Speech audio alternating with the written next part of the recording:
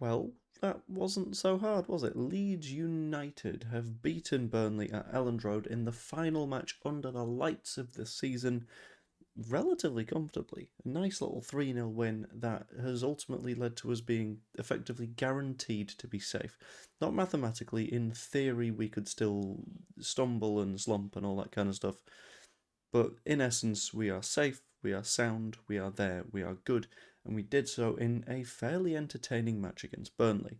I'm going to talk you through the lineups before the match, what the general sort of vibe was around all of that, what happened in the match, a little bit of a complaint about the referee again, because Thomas Brummel is a special little specimen, and ultimately what being safe means going forwards. And I'm going to start with the lineup stuff because it was a fairly strong approach to the midfield that we don't really see too often from Daniel Farker this season.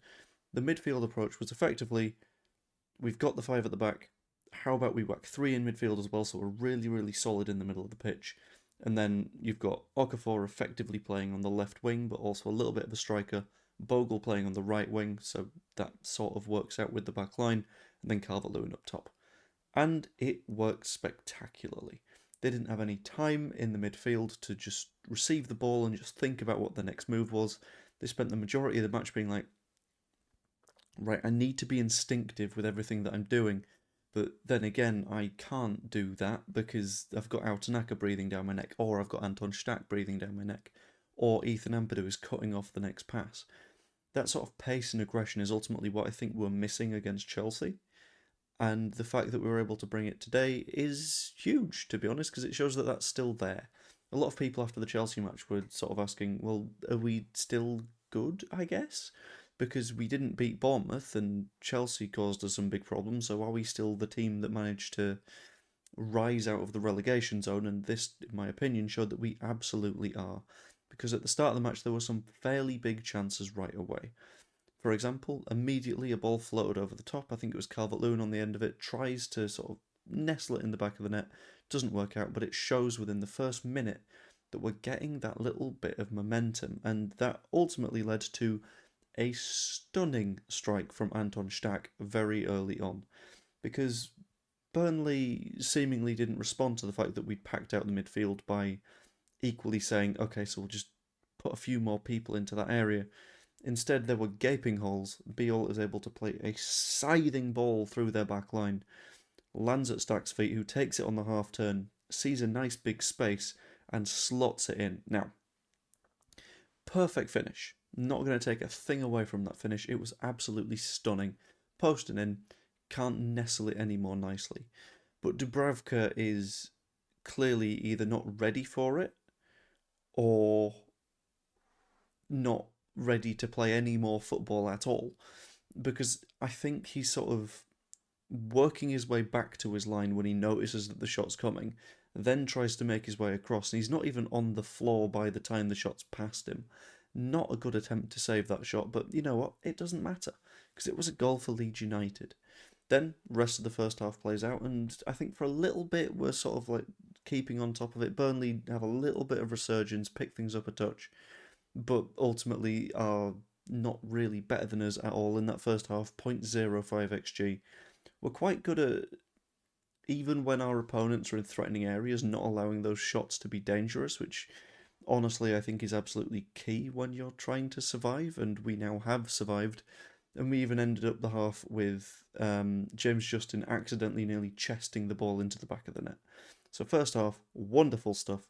Ultimately set us up very nicely for the second half, where goal 2 is the one where I think we've got a lot of good stuff to talk about. The first one being the fact that DCL receives the ball in our half and decides to work his way up the pitch and think, right, okay, let's create an attack from this. Notices that he's being shepherded towards the corner flag and he's like, okay, I'll roll with this, because he's spotted Jayden Bogle undercutting, which that underlap is typically not something that Jayden Bogle does. He prefers a little bit of an overlap. That back heel from Calvert-Lewin into the path of Jayden Bogle is spot on. Perfect stuff. The kind of stuff that will get you in an England squad, which hopefully he is, because I think he deserves it. Followed by an expertly lofted ball from Jayden Bogle that lands perfectly at the feet of Noah Okafor, who Of all the people that you want on the end of that chance, Noah Okafor is number one. Because he's quick enough to get there and he is precise enough to put it into the back of the net. Noah Okafor is a spectacular signing, and any other season, he would have walked away with being signing of the season. But you compare him with Stack and DCL and countless other players that are currently in our squad, and it becomes impossible to work out who is actually our best signing this season and who is a little bit of a flop. Because I don't think I look at anyone and I go, "You're genuinely a dreadful footballer. What are you doing here?" Other than like Buonanotte, like he's not really played in the slightest. Incredible stuff from three players that at the start of the season there were a little bit of doubt about. People saw Jaden Bogle and were like, is he just not defensive enough to make it in the Premier League? People saw DCL and were like, well, he's a freebie. People saw Okafor and went, AC Milan are getting rid of him for a reason. That goal is a testament to our recruitment team, like without a doubt. That's followed by the third goal, which is beautifully hit by Tanaka. It knuckles a little bit in the air, pushing towards Dubravka. And if you look at the save again, Dubravka's hands are where the ball is going. And then it takes that little bit of a jink in the air, hits him on the wrists, and it means that he can't pad it clear. And it comes out very nicely to Calvert-Lewin, who is happy to finish that opportunity off. 3-0 to Leeds United. Then you get to their goal, which is sort of annoying. Pascal Struijk isn't really able to put in a challenge because Thomas Bramall has done Thomas Bramall things. He's just sort of thrown cards basically everywhere to go, oh, I need to control this game. No, you don't. Sometimes a game of football can happen without you being at the middle of it. Like, learn this. Don't try and be the centre of attention. Maybe it'll be a little bit nicer next time. But Struijk isn't able to just stick a foot in because otherwise he'll get himself sent off. They'd score a goal, which is a little bit annoying, but at that point it doesn't matter because 3-1, a Leeds United win, and effectively makes us safe from relegation. If I have a very, very, very quick look at the league table, at the moment we're on 43 points. Spurs, 4 matches left of the season for them on 34. They're not going to get 9 points from those. Let's be honest, I don't think they were going to get 6 points from those. I personally think that Spurs are the side that goes down, but you never know. Could be West Ham. I think Forest are also probably out of it, but at the moment, I think we're looking safe.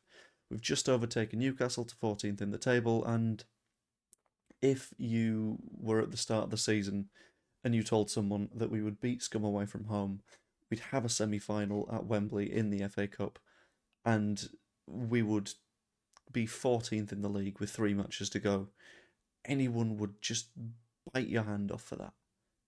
Brilliant stuff. Stack, a standout, just in proving that even if Gudmundsson is out, we've got incredible fullback options. Brilliant stuff from Calvert-Lewin, brilliant stuff from Tanaka, brilliant stuff from basically everyone. Wonderful game of football. I'm not going to complain at anyone about that because we are safe. What that means going forward, we're able to actually plan a transfer market, which is quite nice. And we can just relax a little bit and we can enjoy the final 3 matches of the season. Brighton, Spurs, West Ham. I think we can go unbeaten. I think I predicted in a video that I did with Jer that we'd go unbeaten. So I'm going to stick with that, to be honest with you. And I'm just very happy right now, as we all should be. Anyway, as always, that's what I think. But let me know what you're thinking down below. I love that when I do that, I tend to be pointing at a baby. Subscribe if you haven't yet too. That'd be lovely. Hope you enjoyed, and I will see you all later. Toodaloo.